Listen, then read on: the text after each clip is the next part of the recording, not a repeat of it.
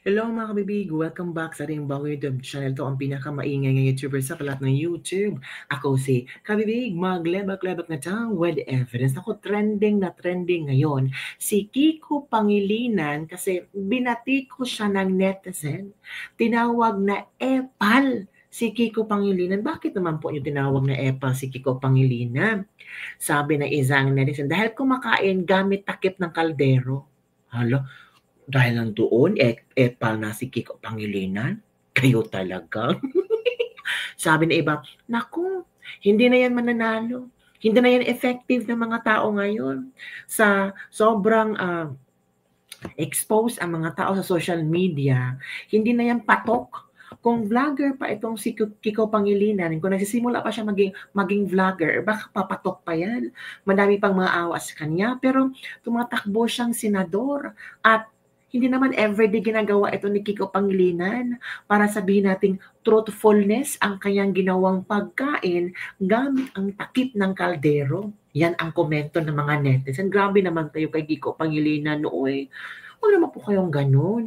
Baka ito yung ginagawa talaga ni Kiko at ngayon lang niya talaga pinapakita sa publiko para ano ba? Para makakuha ng boto? Hindi naman. Para to let the people know kung ganito siya kasimple na tao, na makabayan, makadiyos at makamasang Pilipino. Sabi ng isang, maniwala kami sa mga trapong politiko ay hindi na talaga maano ba? Hindi na talaga ma-force natin ang mga tao na maniwala. May mga ibang tao naman na mga supporters ni Kiko Pangilinan na iniwala sa kanyang pagiging makamasa. Pero yung iba sabi, epal, inodoro na yan. Naku, grabe naman. Nakita niyo na ba ang video, mga kabibig? So, heto kabibig ha, ipapakita ko sa inyo ang video na kung saan trending na trending at talagang pinag-usapan ito kabibig. Ewan ko sa mga netizen, uy. Oh, nilagyan ng suka ni Kiko Pangilinan. Oh, sabi natin dito kabibig ha, ang caption. Kiko kumain gamit ang takip ng kaldero habang nilagyan niya ng suka at asin. Oh. In fairness naman, baka pinapakita ni Kiko Pangilinan kung paano at gaano siya kasimpleng tao. Asin. Yan. Ganyan ang kapampangan. Pinapakita ni Kiko Pangilinan kung paano kumain ang mga kapampangan, mga kabibig. Kayo talaga. Tapos kaki. Party ni Kiko. Sarap. Pwede rin po sa pwede ka na. Rin yung silas. Ahap. Ayun. Ang sarap kumain. Sarap. Oh, yan kabibig.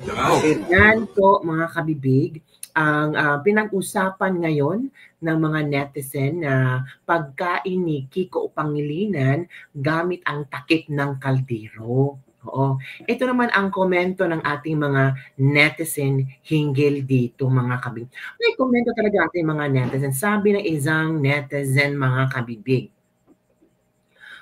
Pakitang tao lang si Kiko para butuhan. Ito ang dapat butuhan natin kasi hindi siya nag-iinarte. Just be a trustworthy public official. You don't have to be a hypocrite to get votes from the people. So pathetic. Ay, yan ang sabi ng isang netizen. Pathetic daw ang ginawa ni Kiko Pangilinan. Grabe naman kayo. Lumang tugtugi na yan. Panahon pa ng mga dilawan. Hindi na siya epektibo. Ito pa. Trying hard si Sana All. Sorry po, pero di nakakabilib tingnan. Halatang pakitang tao kayo. Overacting kayo, sir. From Josephine Baslan. So parang marohas ito Ito pa even if you will put Zonrox, chlorine, muriatic, racumin on it, still, it won't change our minds. We will not vote on you. Uy, grabe naman kayo. Baka gusto niyo lang tingnan mga plataforma ni Kiko Pangilinan. We don't know, di ba?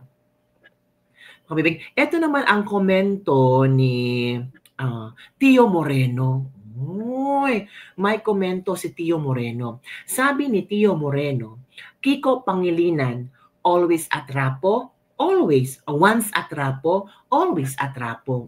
Yan ang sabi ni Tio Moreno. Ito ha, basahin ko kabibig ha. Kiko Pangilinan first became a senator in 2001 and has already served 3 terms. Ay, 3 termino na pala si Kiko Pangilinan. So, ano ba? Ilang termino? 6 years ba ang magiging senator? I think so. 6 years or 3 years. Let me check mga kami. 3 terms na pala si Kiko. Senators in the Philippines. Ilang terms ba? Dita? Tapos, sabi dito, his stint was briefly interrupted when he was appointed as the Presidential Assistant for Food Security and Agricultural Modernization from 2014 to 2015. He was the only senator who voted no to Senate Bill 1564, which later became Republic Act number 11494 or Bayanihan 2, a law that allocated 140 billion for COVID-19 recovery programs. Ooh. Si Kiko lang pala ang only senator na nag-no para ma-aproba ang Senate Bill 1564 para sa COVID. 'Di ba? Bayanihan, second bayanihan. He was also one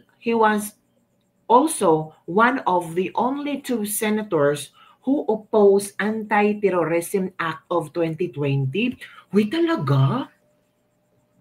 Pangilinan was a campaign manager of the Liberal Party's Otso Diretso senatorial slate in 2019.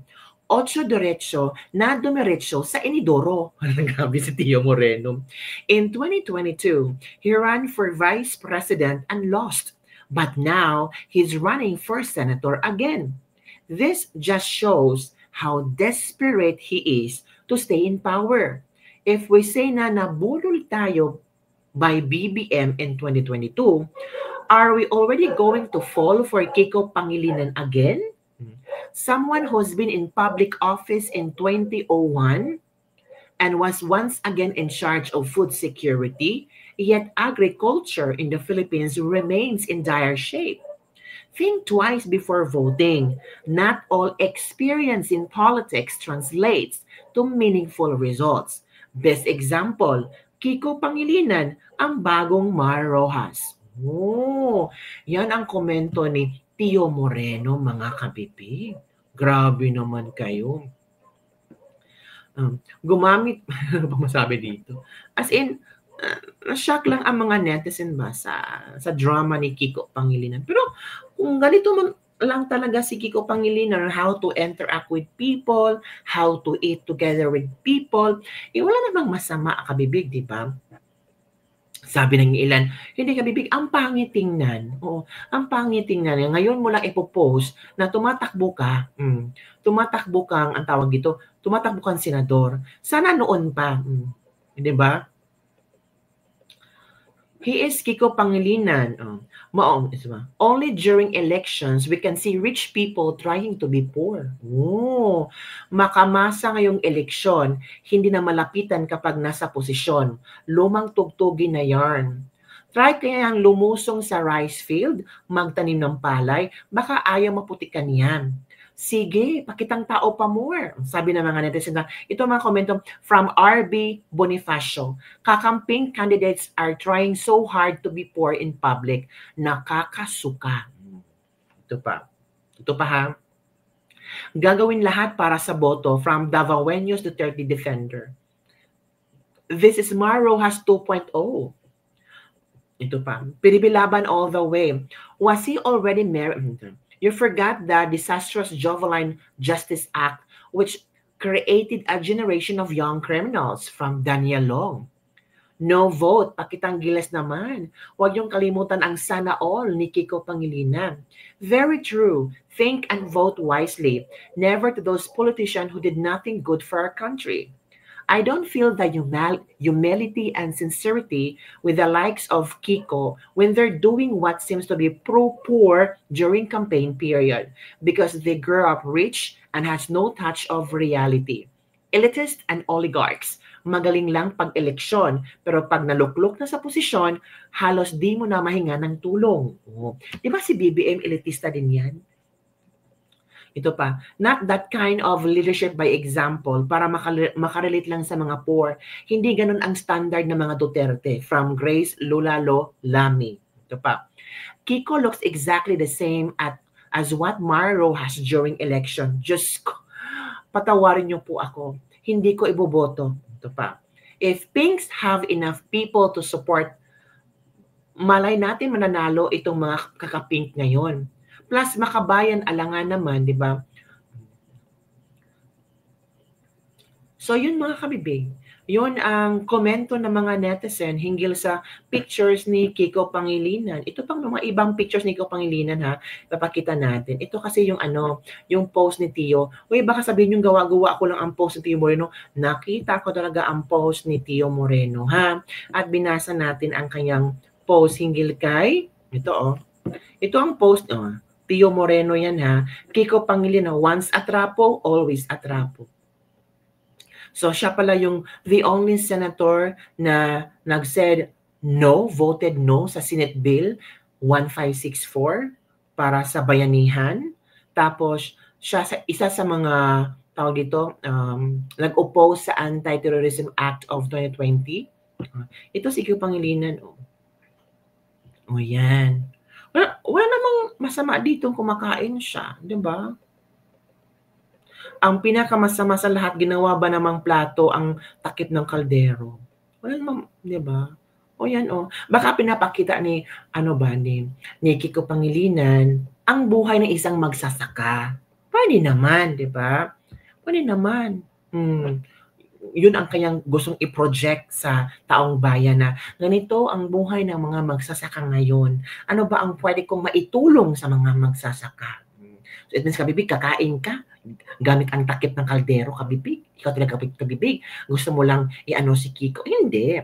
Tingnan natin kung ano ang pwedeng gawin ni Kiko. So, yun lang po, mga kabibig, ang ating Ladies Lebak-Lebak for today. Trending na trending si Tito Kiko Pangilinan. Si Kiko Pangilinan ba ay isa sa mga senador na iboboto nyo? Check na check ba siya sa mga qualification nyo as one of the senator na pwede makapasok sa midterm election? Kung siya, iboto nyo. Pero kung hindi, don't push yourself. Diba? Yun lang po kabibig. Don't forget to like, subscribe, and share this video. Bye everyone. See you next time.